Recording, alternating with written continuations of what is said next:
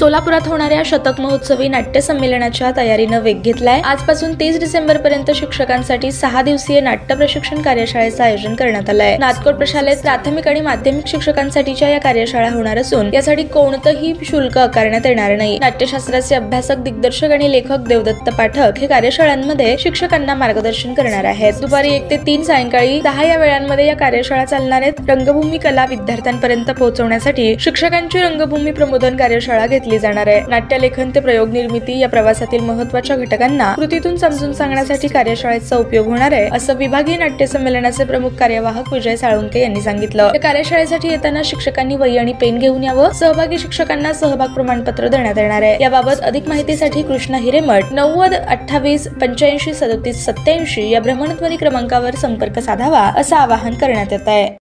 ताज्या बातम्या पाहण्यासाठी प्राईम मीडिया न्यूज चॅनलला सबस्क्राईब करा आणि बेल आयकॉन प्रेस करा।